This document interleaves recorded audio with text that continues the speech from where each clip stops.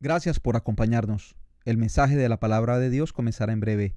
No olvide compartir con sus amigos la transmisión en vivo. Son importantes para compartir. Quisiera que fueran abriendo sus Biblias. Todavía no lo vamos a leer, Jonathan, pero abriendo sus Biblias en Primera de Pedro, el capítulo 4. Yo te aviso cuando lo ponemos en la pantalla. Y no sé ustedes si saben un poco de béisbol, pero quisiera utilizar una anécdota del béisbol, algo que sucedió en la vida real. Un pitcher llamado Andy Hawkins, que estaba jugando con los Yankees de New York, hizo frente a los Medias Blancas de Chicago una noche fría del 1 de julio de 1990.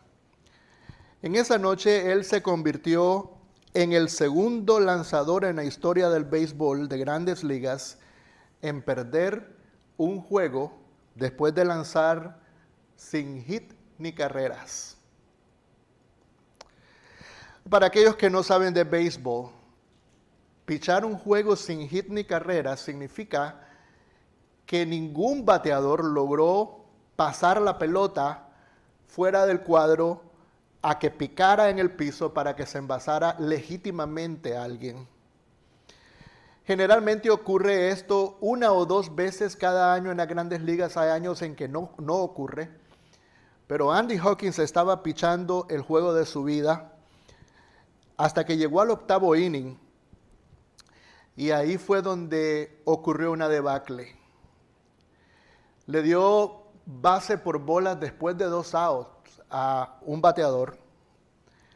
El bateador fue a primera, después vino un ruletazo a tercera base. Tercera base se le cayó la pelota y se envasaron 2 personas. Habían 2 personas en base. Siguiente bateador pega un batazo hacia el left field.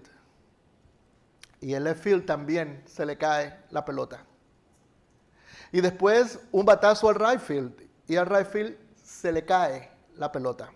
Bueno, no les voy a seguir haciendo larga la historia, pero en resumen, le metieron 4 carreras. Los Medias Blancas de Chicago ganaron 4-0 a un pitcher que los dominó por completo.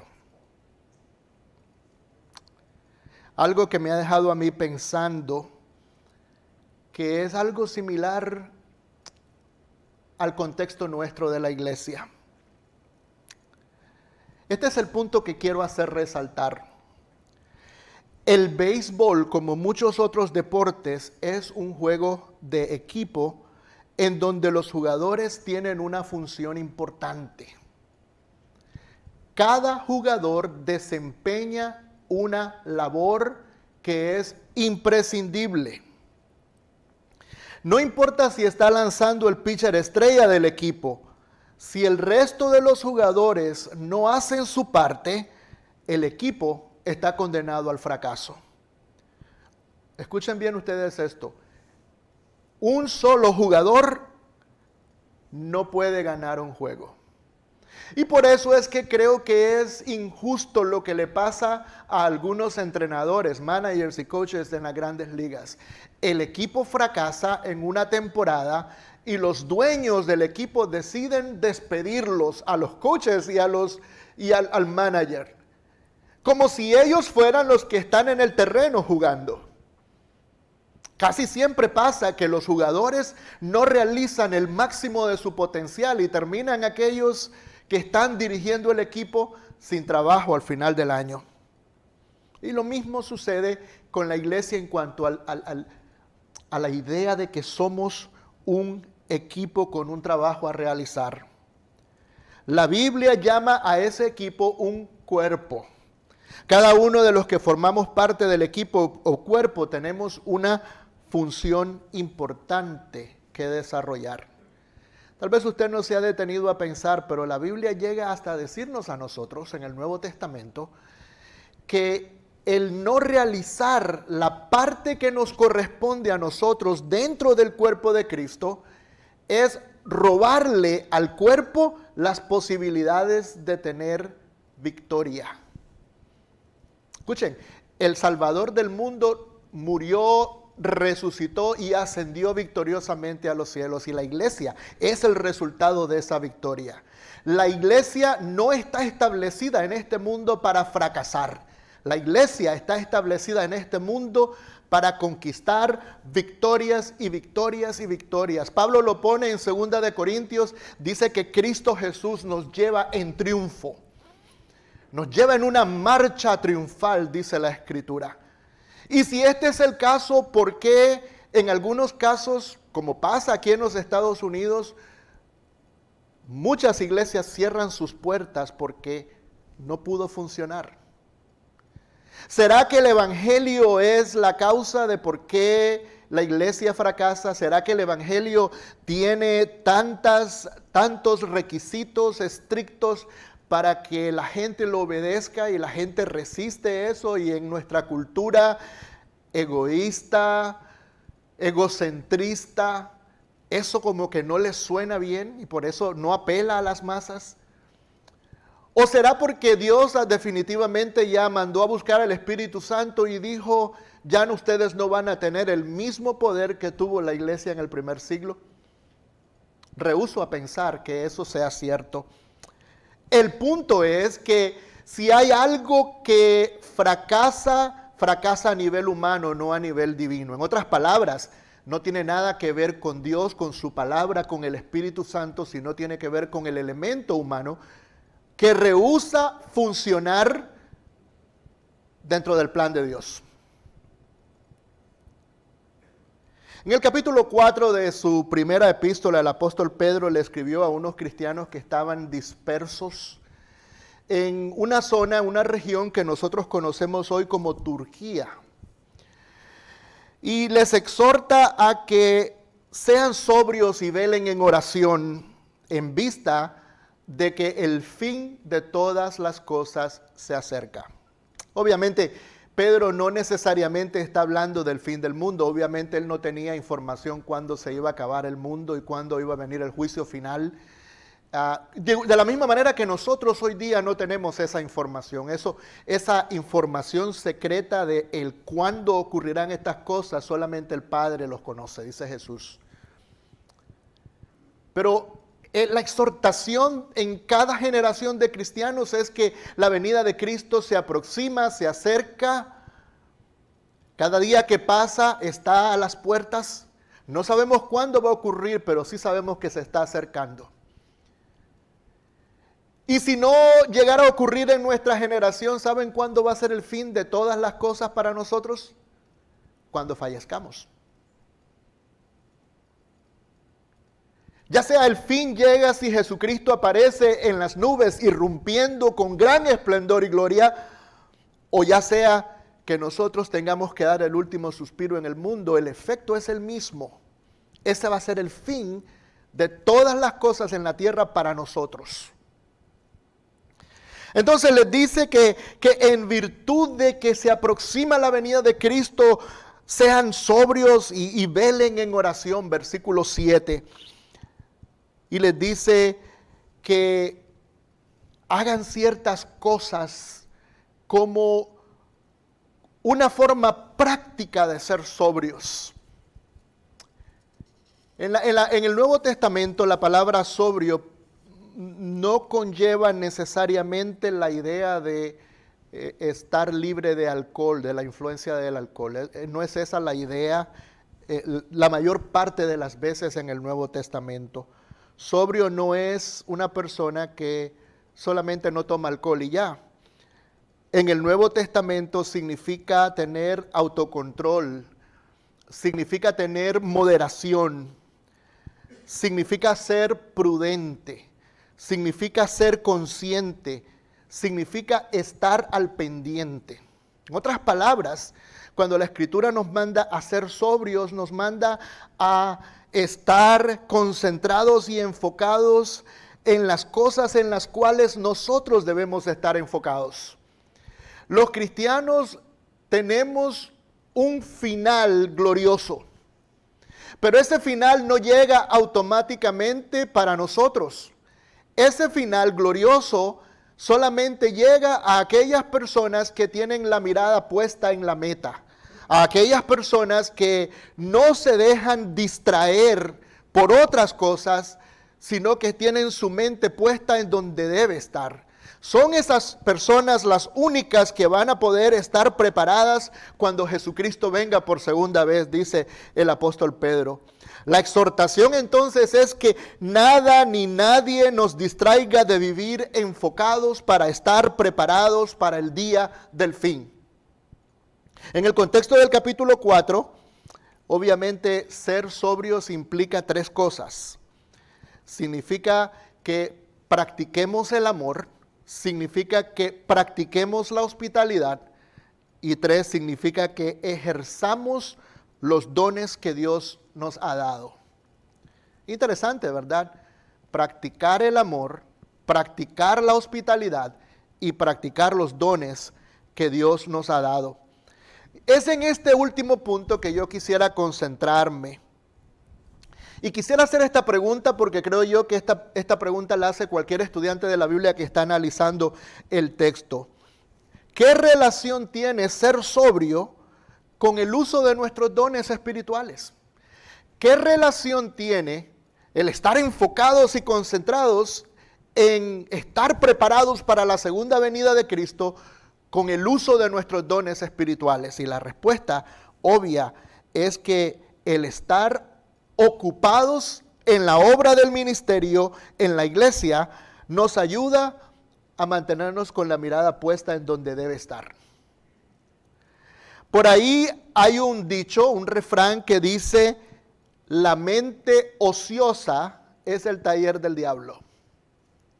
Y cada vez que yo lo oigo, sé que tiene fundamento bíblico porque me acuerdo de David. Me acuerdo que dice la palabra de Dios que el rey David, en la época en que todos los reyes salían a la tierra, pueden leer eso en 2 de Samuel 11, en la época en que todos los reyes salían a la guerra, David decidió no salir a la guerra. Decidió no hacer la función que él debía realizar como rey e ir con su ejército a enfrentar al enemigo, sino decidió quedarse en el palacio, haciendo absolutamente nada. Caminando en el terrado, vio a aquella mujer hermosa, desnuda, bañándose, y ahí comenzó su caída. Porque fue solamente cuestión de tiempo para que él llegara a materializar lo que él se había puesto en la mente. La pregunta que nosotros siempre nos hacemos en el caso de David y Betsabé es: ¿qué hubiera pasado si David hubiera estado ocupado haciendo lo que debía estar haciendo? Probablemente no hubiera pasado lo que pasó. Y probablemente mucha de la historia del dolor y el sufrimiento que vino como resultado de esa decisión de quitarle la esposa a un hombre y finalmente asesinarlo, muchas de esas consecuencias se hubieran evitado. Mucho dolor se hubiera evitado David. Pero ahora quiero que nos concentremos entonces en esto de poner en uso nuestros dones en preparación a la segunda venida de Cristo, así como Pedro lo relaciona aquí en este capítulo 4. Y quiero que leamos versos 10 y 11.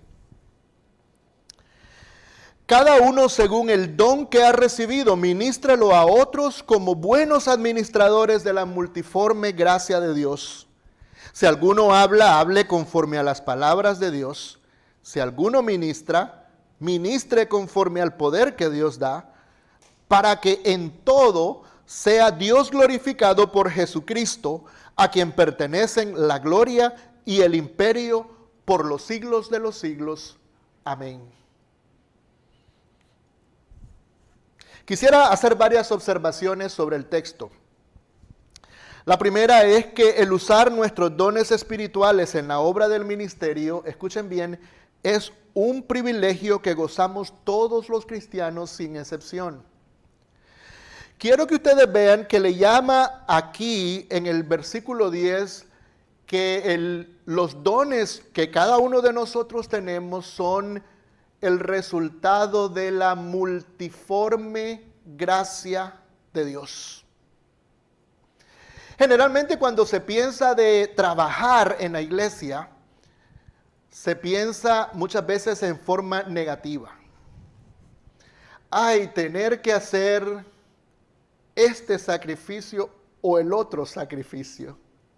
Estaba hablando con alguien sobre sacrificio. No voy a mencionar su nombre, pero estábamos diciendo la vida cristiana sí está llena de sacrificios. Si es que la vamos a vivir como la debíamos vivir. Pero saben, la manera en que lo presenta Pedro lo pone de una manera positiva. Trabajar para el Señor es una gracia, es un favor que Él nos concede a nosotros. Cuando cantamos yo quiero trabajar para el Señor, confiando en su palabra y en su amor, quiero yo cantar y orar y ocupado siempre estar en la viña del Señor, estamos hablando de nuestro privilegio, no de nuestra obligación. No es una carga que debamos llevar, es un privilegio que Dios nos ha concedido a nosotros. Así lo debemos ver. Entonces dice que es un privilegio que nos cubre a todos. Si usted es cristiano, usted es cristiana, usted ha sido privilegiada con dones del Señor. Y si esto no lo mueve o no la mueve a pensar, aunque sea, o comenzar el proceso de pensar en cuáles son sus dones, creo que nada más los va a mover. A veces pienso que más nosotros tomamos orgullo en representar a una compañía secular en la que trabajamos o a una marca, ya sea de productos, a los que vendemos, que representar al Rey de Reyes y Señor de Señores. La Escritura dice que el trabajo de nuestro es de embajadores del Rey. Cada uno de nosotros somos representantes, representamos la marca del Rey en este mundo. Cada uno de nosotros. Y parte de ese privilegio obviamente es el identificar qué es lo que Dios nos ha dado. ¿Cuál es esa gracia? ¿Cuál es ese regalo? La palabra don significa regalo que Dios nos ha dado. Y si usted ya pasó por ese proceso, obviamente Dios la bendiga, Dios lo bendiga, pues ya ha comenzado por buen camino. Y si no ha comenzado por este proceso, déjeme decirles dos cosas rapiditas. Una, si no lo sabe y quiere saber, póngase a hacer diferentes cosas en el servicio al Señor, en el servicio a sus hermanos. Y mire usted qué cosa es lo que lo apasiona o lo que la apasiona. Y mire usted qué cosa es lo que usted hace bien.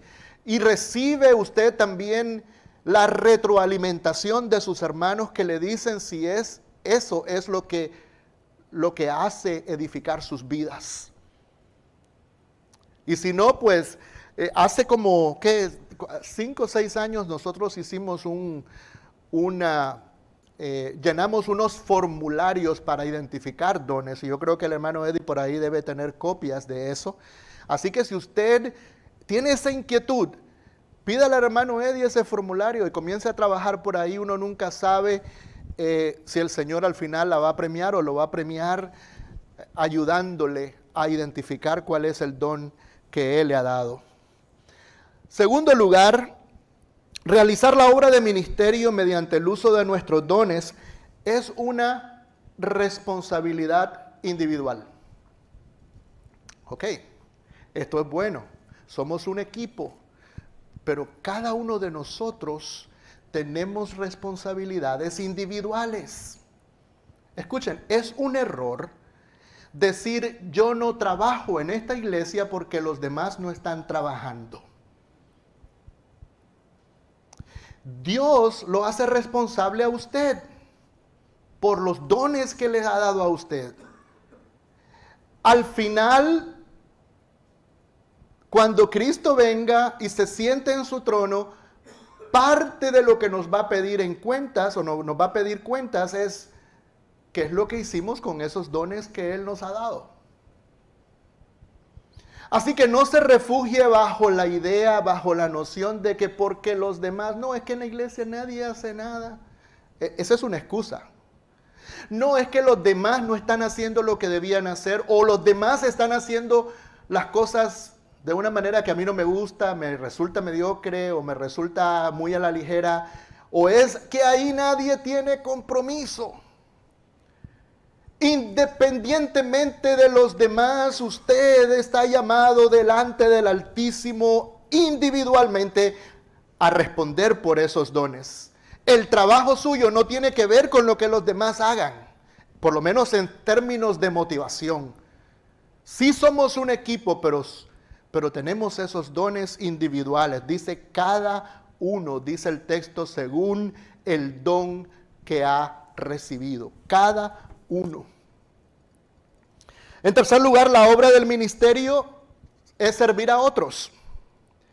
Y quiero que ustedes vean la palabra que utiliza aquí el apóstol Pedro porque me parece interesante.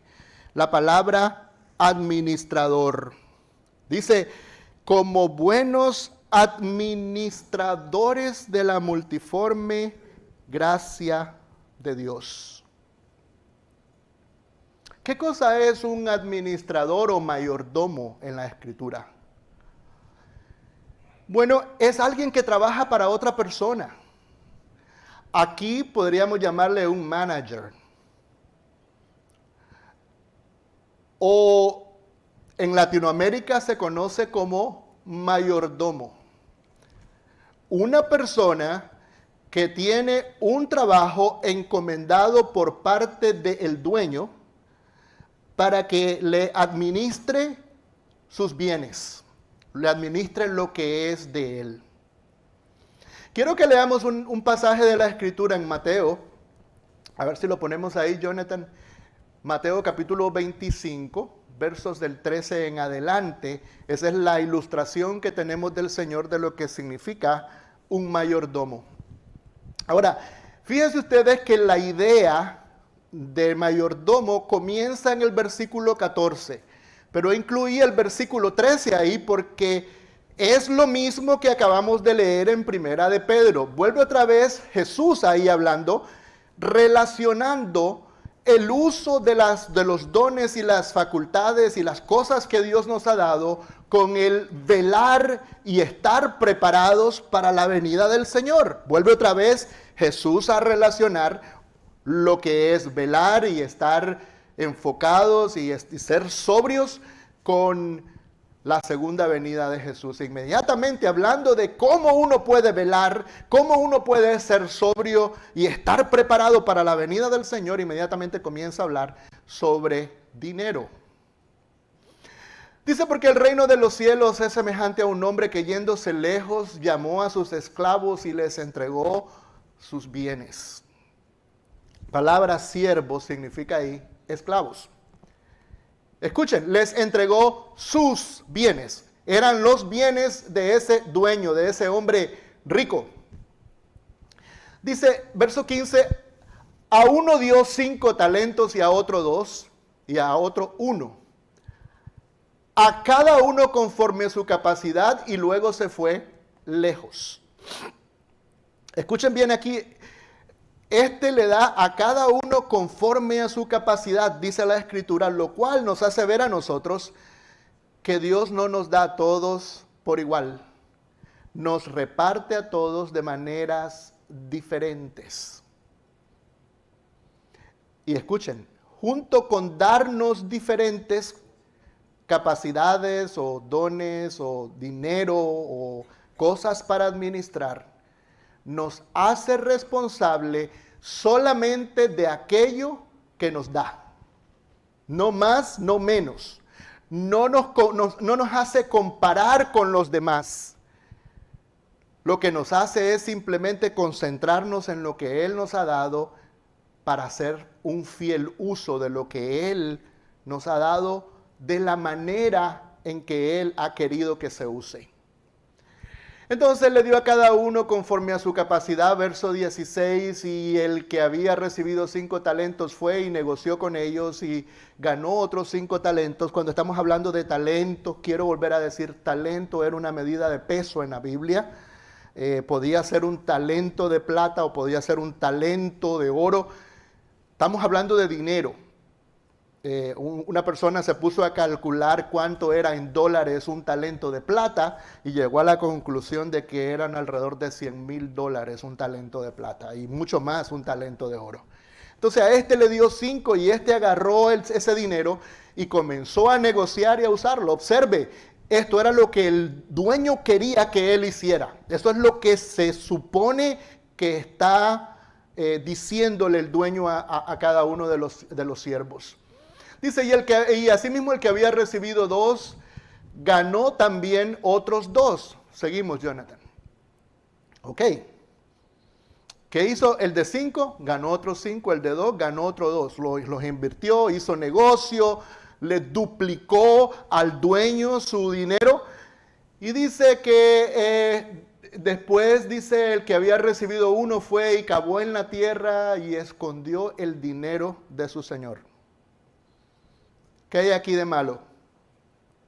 ¿Qué hay aquí de malo con el que recibió un talento?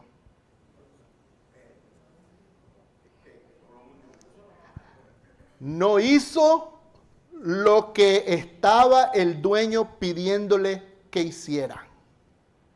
Entonces eso es un mayordomo. El dueño nos da algo y ese dueño nos dice que lo utilicemos de determinada manera. Si nosotros no lo hacemos, hay consecuencias. Miren en el verso 19, dice, después de mucho tiempo vino el señor de aquellos siervos y arregló cuentas con ellos. Esa es la parte que a mí me da pánico. Cuando el rey venga, porque va a venir, nos va a pedir cuentas a cada uno de nosotros. Esto no se trata de producir culpa en nadie, se trata simplemente de decir una verdad bíblica. Cuando Cristo venga, va a venir a pedirnos a nosotros cuentas. Cuentas en nuestra administración en cuanto al dinero que Él nos ha dado, administración en cuanto al tiempo que Él nos ha dado, administración en cuanto a los dones que Él nos ha dado. Y nos va a pedir cuentas. Y entonces dice en el verso 20, y llegando al que había recibido 5 talentos, trajo otros 5 talentos, diciendo, Señor, 5 talentos me entregaste, aquí tiene, he ganado otros 5 talentos sobre ellos. Miren la reacción del Señor, y su Señor le dijo, bien, buen siervo ¿y qué? Fiel. ¿Qué les dice a ustedes de la actitud del dueño aquí? Estaba muy contento. Aplaude lo que hizo el que invirtió los 5 y ganó otros 5. Y le llama siervo bueno y fiel. Bueno y fiel. Y dice que también al que había recibido 2 talentos, verso 22, el Señor le dijo a él, Señor, dos talentos me entregaste, aquí tienes. He ganado otros 2 talentos sobre ellos. Seguimos, Jonathan. Y entonces, ya ustedes ven que no se ve mucho por allá arriba. El Señor igualmente se puso contento y le llama también buen siervo y fiel. Sobre mucho has sido fiel, sobre poco has sido fiel, sobre mucho te pondré. Entra en el gozo de tu Señor. Lo premió. Aquí viene el contraste, verso 24. Pero llegando también al que había recibido un talento, este hombre le dijo, escuchen el razonamiento, Señor, te conocía que eres hombre duro, que ciegas donde no sembraste y recoges donde no esparciste, por lo cual tuve miedo y fui y escondí tu talento en la tierra, aquí tienes lo que es tuyo. Ahora, escuchen bien ustedes esto. Algunos comentaristas dicen que este siervo hizo eso porque no conocía a su señor. A mí me suena esto más bien como una excusa, como las excusas que ponemos nosotros para no hacer lo que Dios nos pide que hagamos, cualesquiera que sean. Tuvo miedo, fue y escondió su talento en tierra. Este hombre no era un ladrón. El pecado de este hombre no fue que le robó al Señor, fue que no hizo lo que el Señor le pidió que hiciera con lo que Él le había dado. Entonces miren el verso 26, la reacción del Señor. Respondiendo a su Señor le dijo: siervo malo y negligente. ¿Se acuerdan con nosotros los primeros dos? Siervo bueno y fiel. Con este es siervo malo y negligente. Y usted dice, pero ¿cómo va a ser malo? Recibió dinero y eso fue lo que le devolvió. No lo invirtió, pero por lo menos le devolvió lo que tenía. Por lo menos no salió perdiendo aquí el dueño. Bueno, el punto aquí es que el dueño no está esperando solamente no perder, está esperando ganar.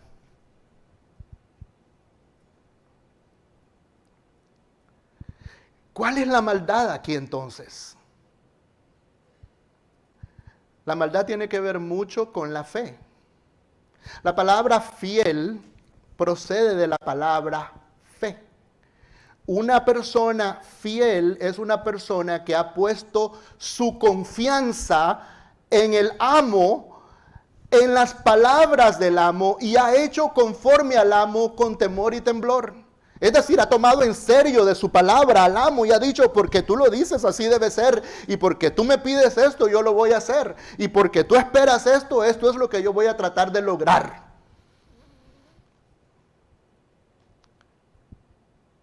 El pecado aquí fue que no creyó a la palabra de que el amo tenía la expectación de que él le devolviera el doble. Y miren ustedes, le dice: siervo malo y negligente, sabías que ciego donde no sembré y que recojo donde no esparcí. Por tanto, debías haber dado el dinero a los banqueros y al venir yo hubiera recibido lo que es mío. Seguimos, Jonathan. Quitarle pues el talento y darlo al que tiene 10 talentos. Porque al que tiene, más le será dado y tendrá más, y al que no tiene, aún lo que tiene le será quitado. Y al siervo inútil, echadle en las tinieblas de afuera. Ahí será el lloro y el crujir de dientes. Y como ustedes pueden ver, al amo, al rey, al Todopoderoso, al Señor del universo, no le simpatiza mucho hablar y que nosotros no lo tomemos en serio en su palabra.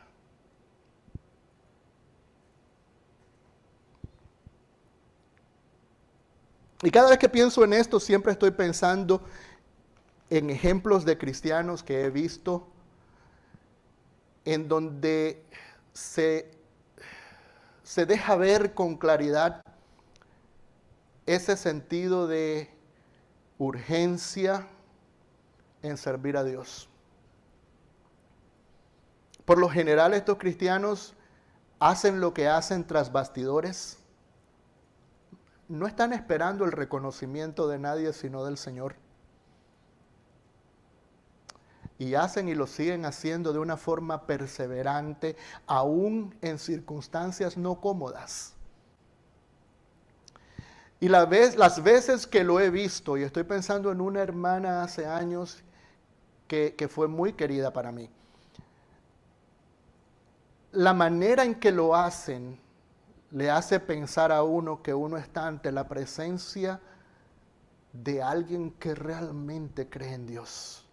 No es solamente creer que Dios existe, es creer a lo que Dios dice.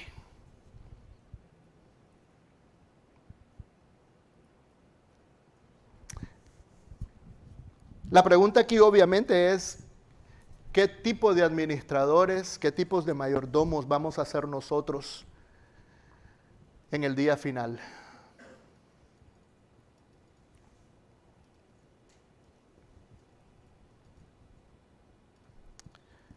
Los dones, mis hermanos, no son nuestros,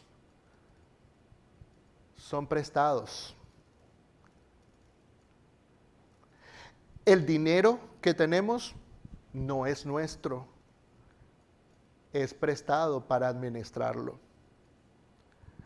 Las familias que nosotros tenemos no son nuestras, son prestadas para administrarlas. Los dones que nosotros tenemos no son nuestras, son prestados para que los administremos. La vida que nosotros tenemos no es nuestra, es prestada para administrarla.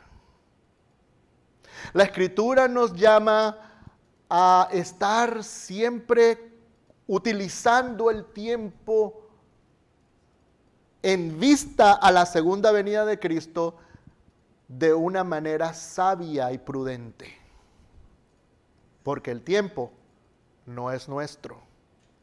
Y cuando Cristo venga por segunda vez, dice la Escritura que ya no va a haber más tiempo.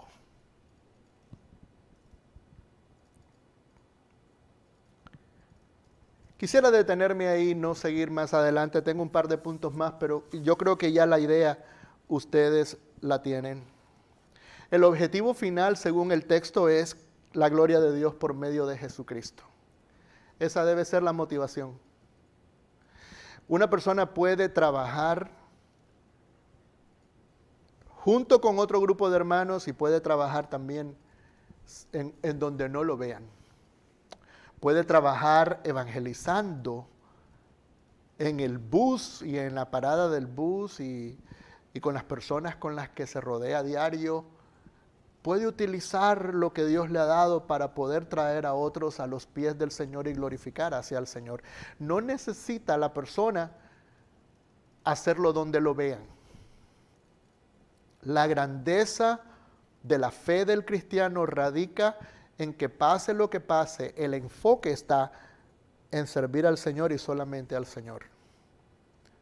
Y así usted va a poder enfrentarse a situaciones en las que se va a encontrar con hermanos que nos van a causar tropiezos o van a tratar de hacernos tropezar, o hermanos que no se comportan como nosotros hubiéramos querido que se comporten, o hermanos que no representan realmente el mejor de los ejemplos, y no dejar que estas cosas nos desvíen a nosotros del enfoque que nosotros debemos tener. Porque el enfoque es que el fin está cerca. Cristo Jesús en cualquier momento puede aparecer y nosotros necesitamos estar completamente inmersos en las cosas que realmente cuentan para vida eterna. Comencé hablándoles de aquella historia de la vida real de este partido de pelota en que los Yankees perdieron a pesar de que los contrarios no batearon ni un solo hit. Y lo mismo sucede realmente con la iglesia. Cuando la iglesia no se edifica, no crece, es porque la iglesia no está haciendo su trabajo. Hace años escuché la queja de una señora mayor que había llegado a la iglesia de Cristo procedente de un grupo religioso, que ese grupo experimentó un gran crecimiento numérico y eran muy activos propagando su doctrina. Y ella dijo, no estoy contenta con esta iglesia, llevo 5 años siendo miembro aquí, no veo crecimiento ni actividad, ni la actividad que yo veía en la otra iglesia. Y le conté la historia del funeral de la iglesia. Es una historia que probablemente ustedes la han escuchado anteriormente.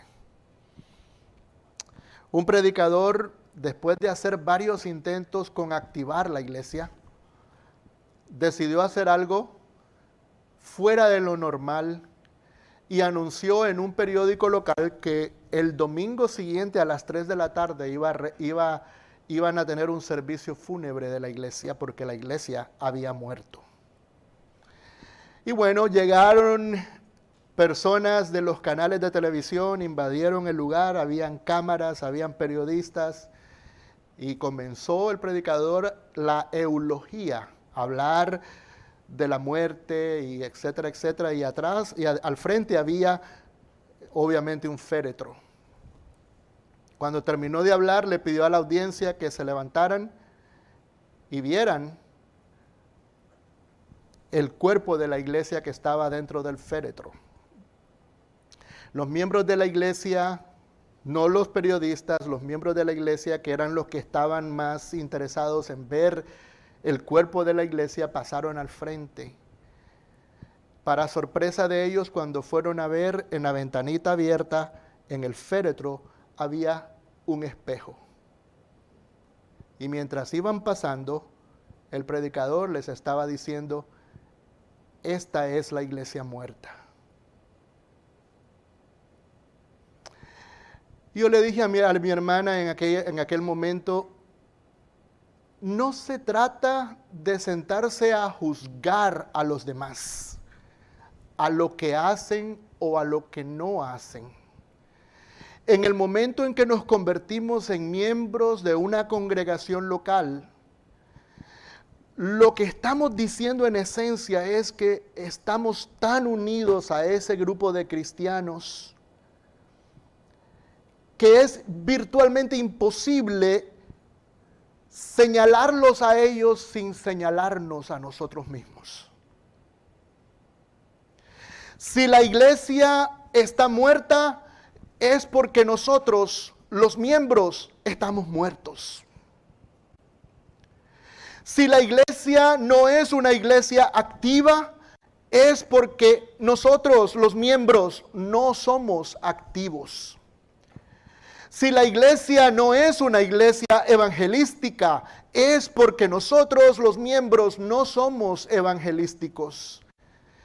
Cuando nos convertimos en miembros de esta congregación, renunciamos a la posibilidad de hablar de ella en tercera persona. No son ellos, somos nosotros.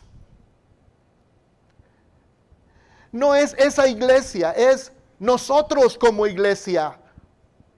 Nosotros somos parte del cuerpo de Cristo. La iglesia no es una institución, es un organismo viviente, compuesta por seres humanos.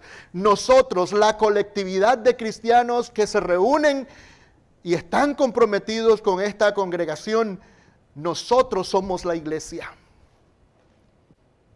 Y por tanto, cada vez que señalamos lo malo que está haciendo la iglesia con un dedo, estamos utilizando los otros tres para señalarnos a nosotros mismos. Lo que nosotros digamos de la iglesia refleja no en la iglesia, sino en la condición espiritual que tenemos nosotros al sentarnos a juzgar la iglesia.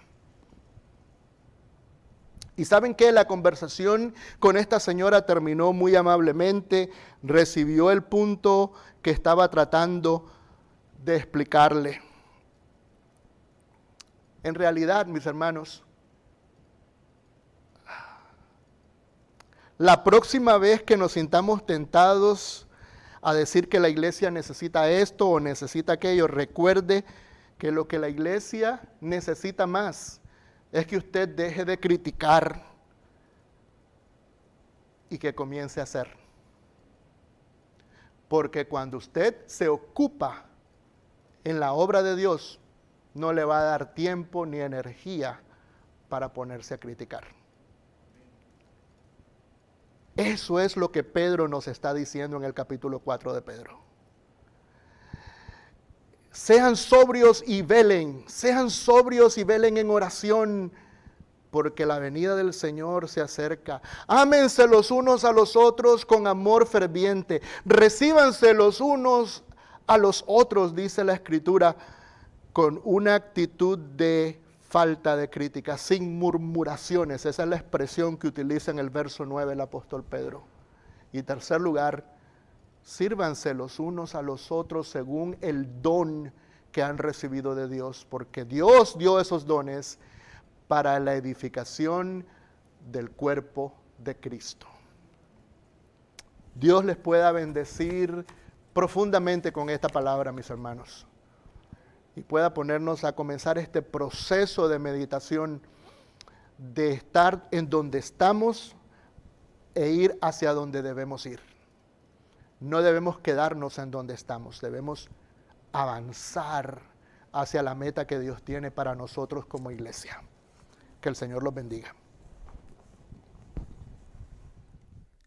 Gracias por habernos acompañado. Por favor, dele like al mensaje en la palabra de Dios y compártalo con sus amigos.